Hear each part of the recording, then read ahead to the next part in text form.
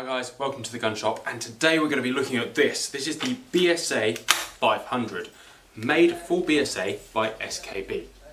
Obviously the idea of a company making guns for another company and then putting their names on it is not different. It's been happening for hundreds of years, from the Birmingham gun trade down to the London gun trade, and in more recent times from the Eastern gun trade to the English gun trade. So this is not a particularly exciting thing that this gun here, branded BSA, Birmingham Small Arms, was actually made by SKB in Tokyo, Japan.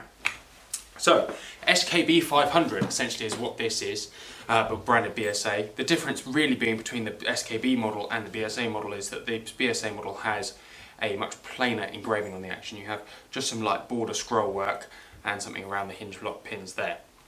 One thing you will notice certainly about this, the BSA, if we're coming close, is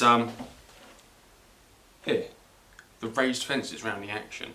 Very wide shoulder and almost Merkel-esque in the way that it locks up. However, that's a really nice thing. It does mean these guns are very, very solid. So let's have a little look at the aesthetics, coming close, and let's have a look. So, starting at the muzzle end, the 500, generally speaking, has fixed chokes. These are fixed in all manner of combinations. I've measured these out and they are 3/8 and half, so someone has played with those very likely in the past. You have a solid midrib with a small brass bead sight and a ventilated top rib.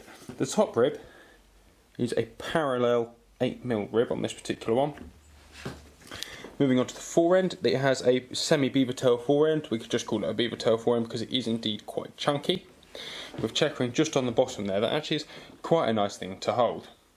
Again, like I said, moving on to the action, it is a plain engraved action with a few nice bits of scroll work around it and these wide shoulders. If we come down to the side here and have a look, you'll see quite how pronounced they actually are. Moving on to the stock, a fairly unexciting stock. We'll stop at the trigger here and you'll notice there is a selector on the trigger. Nothing particularly exciting there. Fantastic trigger pulls and great brakes in these as well. Really nice trigger brake and a really fast action. Makes for a very nice gun to shoot. Very exciting safety catch. Manual on this particular job. The pistol grip is quite a swept back pistol grip actually, but that's not altogether nasty. The 500 is quite a flat shooting gun and is, although it's a great sporting clay gun, would work absolutely perfectly in the field, and that's kind of harking back to an era when these were made actually, that most clay guns were also game guns and your priority was a gun that was good out in the field. The stocks are fairly unexciting on the 500E, and if we look at the butt pad, it'll give you a little idea of what to look out for on these. On this particular one, it's been sat in a cabinet. This probably would have been a nice ventilated pad at one point, but it's been sat in a cabinet for the best part of 40 years. The actual back is squished in, so it could really do with a new pad. That would certainly give it a new lease of life. So if we just have a little look on the bottom of the action, again a nice plain finish there, and same on the trigger guard, which has a slightly nice extended tang with a little screw inset in it, which is just a nice feature. And the other side of the action is absolutely identical to the other, apart from you obviously have no crossbolt hole in the shoulder there. Absolutely lovely looking gun. So now we've established that it looks nice, like all guns seem to look quite nice, let's actually talk about the practicality of this. Are they reliable? SKBs, yes, they are very reliable. What you might struggle with nowadays occasionally is the odd part, but the parts are particularly difficult to make, so it's not going to cost you a fortune if, say, a firing pin breaks, which is about the only problem I've had with these. There is reports of the changeovers not working particularly well, but it's something I've never actually encountered, and one would have thought if you buy a gun from someone who's looked after it, that problem will have been sorted in the past. The top levers, at this point they're all well worn, and actually they're not that bad at all. And the action is a fairly loose and sloppy action. That's again just the nature of a gun that's been around a little while, and they weren't designed to be nice and tight and sort of sit on ejector springs and feel tight perpetually.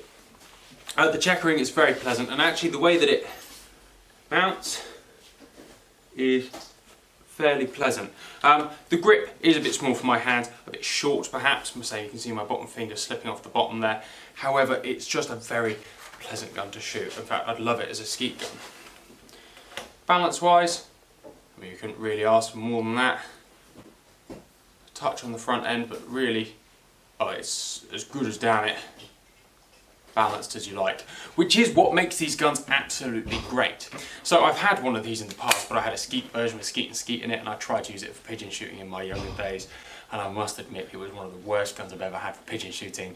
It seemed to pull feathers out of absolutely everything, but didn't have the killing power. I at the time didn't really understand what that was all about, so I got rid of it. I have subsequently used one of these out and about with a friend, and by God, they are awesome guns. They are so fast, yet they hold such mid-end weight where they've got this big action block. The long pistol grip and the beaver tail 4-end mix is very uncommon nowadays. However, it does allow for very quick target acquisition.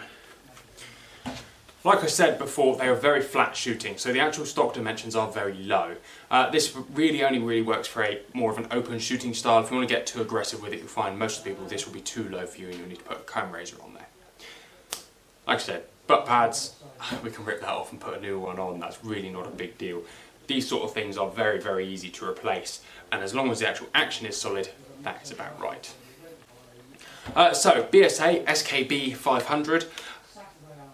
It really does get my vote. They are such good, underrated guns. And you know, for less than £500 for one that is, all apart from the butt pad, in fairly good condition for the age, I mean, you can't go too far wrong. I hope to do some more BSA reviews or some SKB reviews for you, because they are some of my favourite guns about. And there doesn't seem to be a lot of information on them in the UK, really, so it'd be nice to sort of open this market up to people, in the knowledge that people come in and go, oh, what's that? That's weird. And you go, yes, but it really is nice and it works.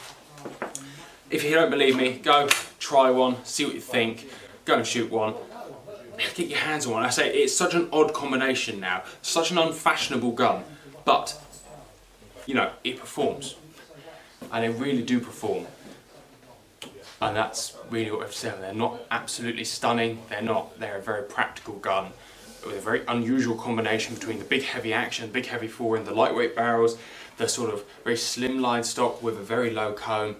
You just don't get stuff like that anymore, and that's kind of the curiosity value that works. It's awesome. I love them. Go try one out, see what you think. Personally, I wouldn't buy the BSA SKB. I'd probably go for an SKB 600 or an SKB 500 with the scroll engraving. It's not scroll engraving, more an embossed engraving style. It's a bit odd looking, but if you're going to do it, you might as well do it right and get something that looks as weird as it is set up, if you know what I mean. But like I said, they shoot, and that's what matters.